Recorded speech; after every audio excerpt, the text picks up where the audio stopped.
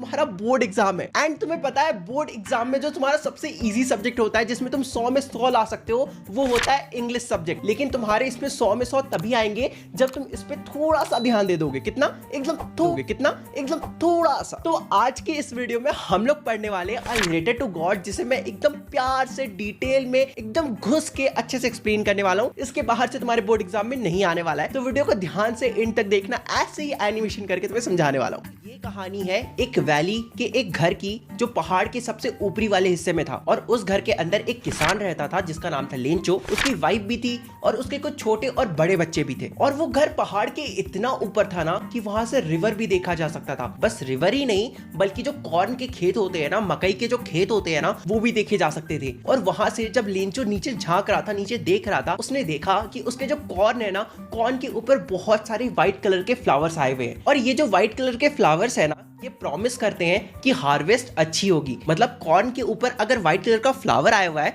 इसका मतलब उनका जो फसल है, उनका जो कॉर्न है ना, वो काफी अच्छा होने वाला है। हेलो, मेरा नाम है लेंचो, मेरा कॉर्न का फील्ड है, मेरे कॉर्न के ऊपर व्हाइट कलर का फ्लावर आया हुआ है, सब कुछ बढ़िया, सब कुछ चंगा चल रहा है। बस कमी है तो बारिश की, बारिश ही नहीं आ रहा है, इसलिए मैं बार बार नॉर्थ ईस्ट डायरेक्शन में देख रहा होता। मैं ये उम्मीद कर रहा होता कि वहां से बारिश आएगी। मेरी वाइफ अंदर खाना बना रही होती। जगनी मन, क्या लगता है तुमको आज बारिश होगी कि नहीं होगी? हाँ, अगर भगवान ने चाहा तो बारिश जरूर होगी। वैसे मैं सप्पर बना रही हूँ। सप्पर का मतलब होता है रात का खाना। मेरे जो बड़े बच्चे हैं ना, वो खेत में काम कर रहे हैं। मेरे जो छोटे बच्चे वो घर के बाहर खेल रहे हैं। और वो मैं जो हूँ ना, मैं उनके लिए डिनर बना रही हूँ।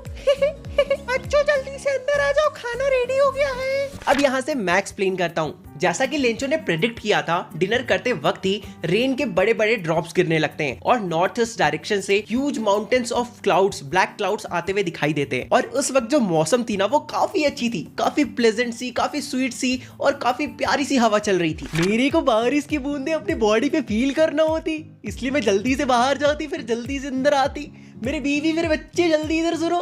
ये जो बाहर में बारिश हो रही है ना, ये जो रेन के ड्रॉप्स गिर रहे हैं ना, ये रेन के ड्रॉप्स नहीं है, ये न्यू कॉइन्स है। ये जो बड़े बड़े ड्रॉप्स है ना, ये 10 सेंट्स है, 10 सेंट्स है। और ये जो छोटे छोटे ड्रॉप है, ये 5 सेंट्स है। हम लोग बहुत अमीर होने वाली होती।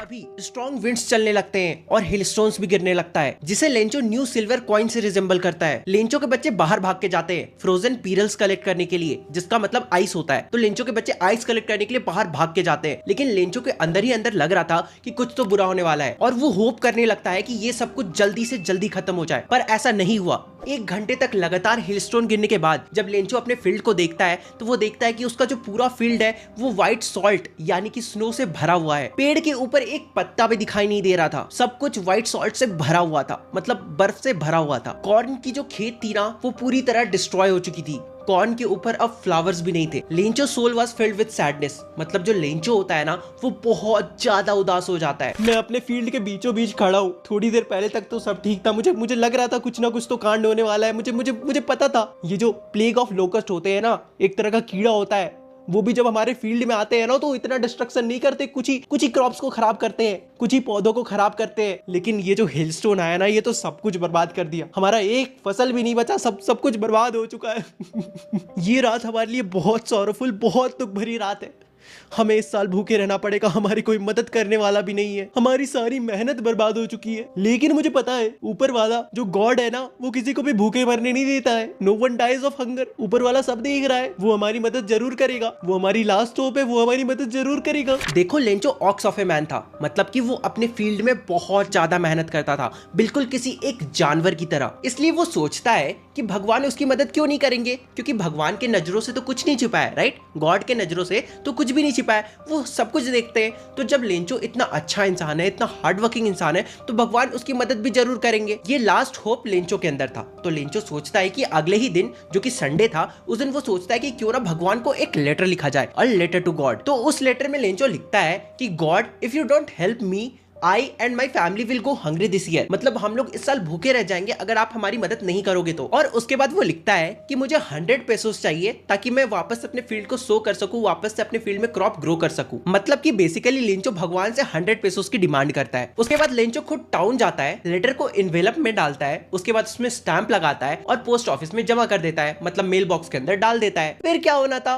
वो लेटर एक पोस्ट ऑफिस एम्प्लॉय को मिलता है और वो पोस्ट ऑफिस एम्प्लॉय हंसते हंसते अपने बॉस यानी कि पोस्ट मास्टर मास्टर के पास जाता है और वो जो पोस्ट मास्टर था ना वो एक फैट एमिएबल फेलो था, मतलब मोटा तो था लेकिन काफी अच्छा नेचर का इंसान था, काफी हंसमुख इंसान था। तो पोस्ट मास्टर भी पहले तो उस लेटर को देख के बहुत ज्यादा हंसते हैं लेकिन फिर अचानक से सीरियस हो जाते हैं और बेंच पे टैप करते हुए कहते हैं व्हाट अ फेथ, देखो लिंचो को भगवान पे कितना भरोसा है। आई विश कि मैं भी भगवान पे इतना ही भरोसा रख पाता। मैं नहीं चाहता कि लिंचो का भरोसा भगवान पर से उठे, इसलिए मैं इसकी हेल्प करना चाहता हूँ और मेरे पास एक आइडिया भी है। मुझे पता है कि बस लेटर का रिप्लाई करने से कुछ नहीं होगा क्योंकि लिंचो को बस भगवान का रिप्लाई नहीं चाहिए बल्कि उसे 100 पेसोस भी चाहिए। इसलिए सिर्फ इंक, पेपर या फिर मेरा गुडविल लिंचो की हेल्प नहीं कर पाएगा बल्कि हमें उसे कुछ पैसे देने पड़ेंगे। इसलिए पोस्टमास्टर अपने सैलरी से कुछ हिस्सा निकालते हैं, अपने दोस्तों को और अपने एम्प्लॉयज को भी कहते हैं यार कुछ एक्ट ऑफ चैरिटी दिखाओ, थोड़ा सा डोनेट करो, थोड़ा सा पैसा इधर भी मिलाओ। लेकिन फिर भी देखो ये इम्पॉसिबल था कि वो 100 पेसोस जमा कर पाते, इसलिए वो लोग सब मिलकर 70 पेसोस जमा कर पाते हैं और उसके बाद उन पैसों को इन्वेलप के अंदर डालते हैं, गॉड का साइन लगाते हैं, उसमें स्टैंप लगाते हैं और लिंचो का आने का वेट करने लगते हैं। उसके बाद अगले ही संडे लिंचो सुबह सुबह आ जाता है पोस्ट ऑफिस। उसे भगवान पे बहुत ज्यादा फेथ था, उसे लग रहा था कि यार पक्का पक्का लेटर तो आया होगा। एक पोस्टमैन आता है, लिंचो को वो लेटर हैंड ओवर करता है। लिंचो बिल्कुल भी सरप्राइज नहीं था क्योंकि उसे बहुत ज्यादा कॉन्फिडेंस था भगवान पे कि पक्का उसका लेटर तो आया ही होगा। इसलिए वो लेटर को खोलता है, पैसों को काउंट करता है और उसके बाद अचानक से वो बहुत ज्यादा गुस्सा हो जाता है। वो सोचता है कि भगवान से तो गलती नहीं हो सकती, इसलिए वो विंडो के पास जाता है, पेपर और इंक मांगता है और वापस से पब्लिक टेबल के पास जाकर एक लेटर लिखना शुरू कर देता है। और इस बार जब लिंचो लेटर लिख रहा था ना तब वो अपने आईब्रोज को हिला हिला कर, मतलब एकदम एक्सप्रेशन देकर लेटर को लिख रहा था, एकदम एंग्री वाले मूड में। और उसके बाद फिर वो सेम चीज ही करता है, मतलब लेटर को एनवेलप में डालता है, उसमें स्टैंप लगाता है, लेकिन इस बार वो मेल बॉक्स पे पास जाके वो ऐसे करके नहीं डालता है, वो अपने फिस्ट से, ठीक है, ये कलाइयों से ऐसे फेंक कर लेटर डालता है, मतलब समझ रहे हो, एकदम एटीट्यूड वाले मूड में, समझ ही रहे होगे आई थिंक। लिंचो के जाने के तुरंत बाद पोस्टमास्टर दौड़ के आता है, उस लेटर को उठाता है और खोल के देखता है तो उसमें लिखा हुआ था कि भगवान आपसे तो गलती नहीं हुई होगी, मैंने 100 पेसोस मांगे थे लेकिन मुझे सिर्फ 70 रिसीव हुए। इसका ये मतलब है कि ये जो भी पोस्ट ऑफिस एम्प्लॉयज है ना ये सारे बंच ऑफ क्रुक्स है। मुझे बाकी 30 पेसोस की बहुत ज़्यादा नीड है तो आप प्लीज़ मुझे बाकी 30 पेसोस भी भिजवा दे, लेकिन इस बार पोस्ट ऑफिस के थ्रू मत भिजवाइएगा क्योंकि ये सभी के सभी चोर है। बंच ऑफ क्रुक्स का मतलब होता है चोर है। एंड ऐसे तुम्हारा ये chapter a letter to God खत्म होता है। कैसा लगा तुम्हें ये चैप्टर?